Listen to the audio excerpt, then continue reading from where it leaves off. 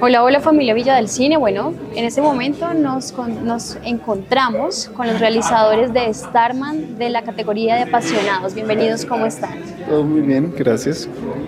Bien, gracias. ¿Cómo Bueno, estás? estamos con el director y con el coproductor. Ujú. Por favor, se presentan y nos cuentan un poco de cómo llegaron a esta obra, a esta historia. Ok, yo soy Federico Ávila, soy coproductor y director de fotografía del cortometraje. Y yo soy Pablo Sánchez, soy el guionista y el director de Starman. Starman es un corto de ciencia ficción que cuenta la historia de un niño que se queda solo en su pueblo después del fin del mundo y que después de años de buscar sobrevivientes recibe la llegada de un extraterrestre alienígena a su pueblo y con él, tratando de arreglar su nave, se encariña y cuando el extraterrestre empieza a morir, el niño trata de salvarlo a como de lugar. Esta historia surge de recorrer las carreteras de Boyacá. Mi familia es de Boyacá y yo me crié viendo cine de ciencia ficción y es el cine que quiero hacer. Entonces, como que para mí es natural situarlo en un contexto que conozco, que son frailejones, cultivos de papa. Y ahí llegó la pregunta, ¿qué pasaría si un extraterrestre cayera aquí, en Boyacá, en vez de Nueva York o Washington, como estamos acostumbrados? Bueno, y teniendo en cuenta que Villa de Leyva es un lugar donde hay bastantes, o dicen que hay avistamiento de ovnis, ¿cómo fue el proceso investigativo? Fue un poco interesante, nos fuimos más como por qué antecedentes teníamos de ciencia ficción que se hubiera narrado realmente en cine, y realmente era muy poco lo que encontrábamos. Sí. Encontrábamos algo de literatura, pero en el cine no había una exploración muy amplia alrededor de eso. Entonces nos fuimos más como por la idea de hagamos un maridaje, una hibridación que sea interesante, de traer al alien y ponerlo acá y mirar qué sucede, cómo es esa mezcla de texturas en el cortometraje, cómo se ve, no sé, un alienígena si le ponemos una ruana encima, que sería chévere. Sí, y hay una cosa de la que yo no había caído en cuenta hasta ahora que haces la pregunta, y es que hay cosas que uno como que trae consigo, y hay una parte de la investigación que es como solo memoria o solo estar ahí. Y claro, en todo lo que yo recorría de Boyacá hay un pueblo que es Nopsa, y Sí. Nopsa es muy famoso por los avistamientos de ovnis también. Y yo creo que esa idea de ver ovnis en Nopsa o Boyacá como que sutilmente se me metió en la cabeza, y dentro de ahí es como, si algún lugar de Colombia tiene alienígenas, por naturaleza es Boyacá. Sí. Bueno, ¿y cómo fue toda la parte de producción? La producción fue nuestro trabajo de tesis, entonces digamos que estábamos atados un poco a tiempos algo académicos, pero fue digamos difícil en cuanto a encontrar financiación un poco, porque pues al final de cuentas uno piensa ciencia ficción se asocia muchas veces con presupuestos grandes, y lo que queríamos hacer era un modelo de producción de decir se puede hacer con un presupuesto que no sea desorbitante y que esté a nuestro alcance. Entonces fue un tiempo de producción un poco más largo de lo que normalmente sería para un cortometraje, pero aún así fue, creo que bastante funcional, o sea, sirvió dentro de los propósitos que teníamos dentro del cortometraje. Sí, hay mucho que, claro, para resolver ciencia ficción en Colombia con bajos presupuestos, que teníamos que resolverlo desde el guión. Entonces, la primera versión del guión era imposible de rodar con un presupuesto universitario, sin ganar fondos ni nada. Entonces, lo que hicimos fue, al extraterrestre se le daña la nave. Eso era una excusa para nosotros para no mostrar efectos especiales, sino solo tener la nave dañada por ahí. Lo mismo el extraterrestre, solo tenía que estar caminando. Teníamos que diseñar la nave y la hicimos con materiales reciclables, con cartón y madera. Y el traje del cosmonauta lo hicimos con una colaboración con unos cosplayers. Entonces, como que sabíamos que íbamos a tener un producto de calidad sin necesidad de invertir en materiales muy caros.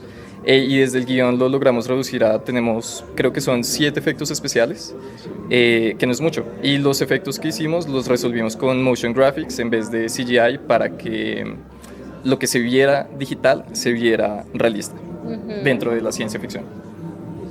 Bueno, y ahora hablando un poco de toda la parte creativa, ¿cómo fue construir personajes como un extraterrestre? Una de las cosas que pensamos fue como teníamos que construir un extraterrestre, ¿no? Tenemos que hacer que se vea medianamente realista para que podamos vender la ficción.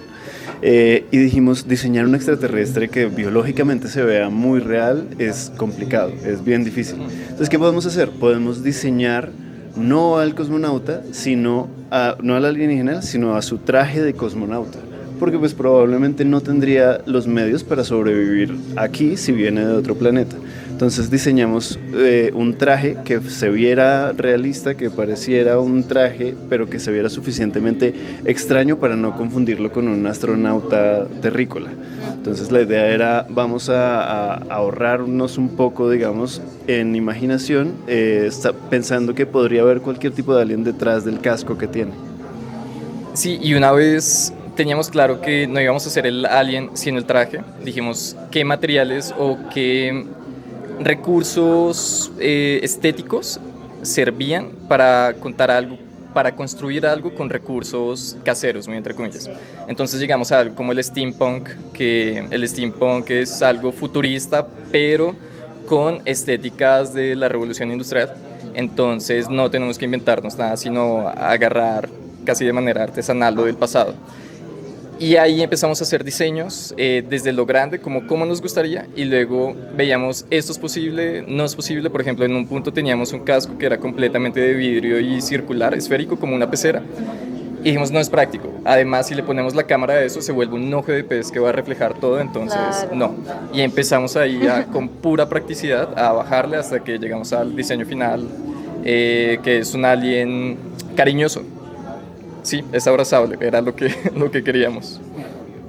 Bueno, ¿y alguna anécdota que nos quieran contar? Yo sé que son muchas, pero una que les marque durante el rodaje.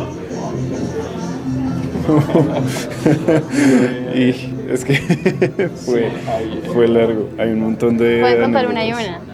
una. Hágalo, Simón. A ver, una anécdota de rodaje. Hmm, bueno, una medianamente tierna es que pues grabamos en Monguí, el cortometraje fue grabado en Monguí. Y en el proceso entre el rodaje y el scouting terminamos rescatando 2 perritos que se aparecieron por ahí y se enamoraron de nosotros de ellos, y eventualmente terminamos llevándonos los 2 perritos a Bogotá y encontrarles hogar. Fue como un side quest de todo el proyecto. Ay, qué bonito. Una anécdota, o bueno, algo que yo recuerdo de una de las decisiones importantes que tomamos en el corto fue justamente en ese proceso de scouting. Estábamos buscando una casa de adobe. No encontramos la casa ideal. Y las opciones que teníamos igual eran muy difíciles de grabar adentro, o sea, teníamos que llevar plantas para alimentar luces, y el chico de sonido nos dijo como, ok, listo, lleven la planta, el sonido va a estar horrendo, nos va a tocar hacer todo en ADR. Y encontramos una choza de madera que se veía muy bien, pero por dentro era imposible para hacer los interiores de la casa, que eran la mitad del corto. Entonces decidimos construir un set en la universidad contra el consejo de nuestro director de tesis, que, o sea, nos dijo como ustedes están locos, si van a hacer eso no deberían, graben siempre en locación, hacer un set lo tienen que hacer muy bien, que sea realista, si no se va a ver falso. Y nosotros además no teníamos plata, entonces era como vamos a hacer un set con 1.500.000 pesos, 500.000 pesos. Y lo logramos, o sea, fueron como 2 semanas de invadir la escuela de la universidad, y como en esas 2 semanas antes del rodaje los pasillos estaban llenos de madera y de aceite. Bueno, pero cuéntenos cómo fue entonces construir esa locación. Permisos, estaban haciendo una casa. Estábamos haciendo el interior de la casa. El ¿no? interior. Entonces, todos los interiores del cortometraje son rodados realmente en set.